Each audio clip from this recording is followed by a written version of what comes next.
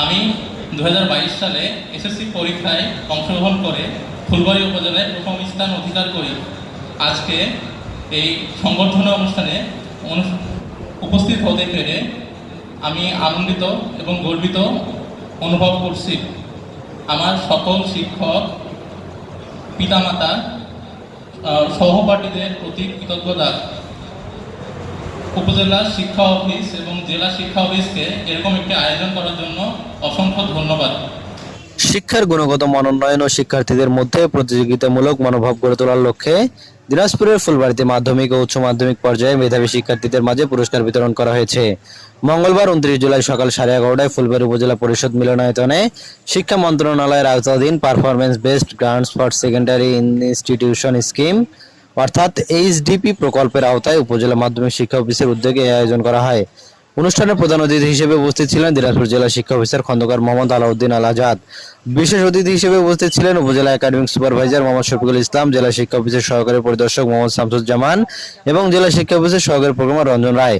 অনুষ্ঠানে সভাপতিত্ব করেন উপজেলা মাধ্যমিক শিক্ষা অফিসার নূর আলম। এ সময় উপস্থিত ছিলেন উপজেলা কৃষি কর্মকর্তা ভারপ্রাপ্ত মোহাম্মদ শাহানুর রহমান সহ উপজেলার বিভিন্ন শিক্ষা প্রতিষ্ঠানের প্রধান শিক্ষক, শিক্ষিকা, অভিভাবক ও ছাত্রছাত্রী। পরে অতিথিবৃন্দ ফুলবাড়ী উপজেলার বিভিন্ন মাধ্যমিক ও উচ্চ মাধ্যমিকের নির্বাচিত 32 জন মেধাবী শিক্ষার্থীদের হাতে ক্রেস্ট ও সনদপত্র তুলে দেন। অনুষ্ঠানের শেষাংশে বক্তারা বলেন, দেশের অগ্রগতির অন্যতম নিয়ামক হলো শিক্ষিত ও দক্ষ জনশক্তি।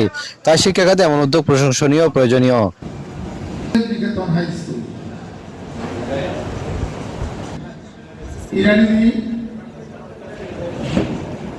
সরকারি কলেজ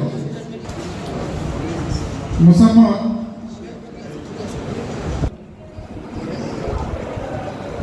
গ্রহণ করছেন শাকওয়াত নিশানের গর্বিত পিতা।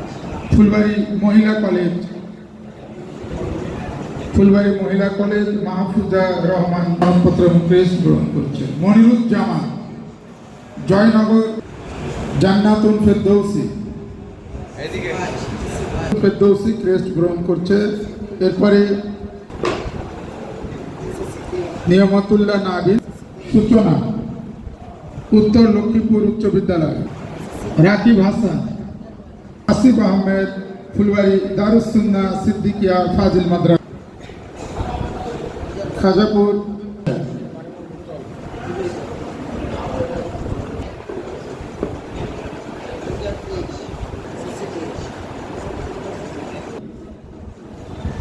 দাখিল মাদনুল সরকার জিম উত্তর রঘুনাথপুর।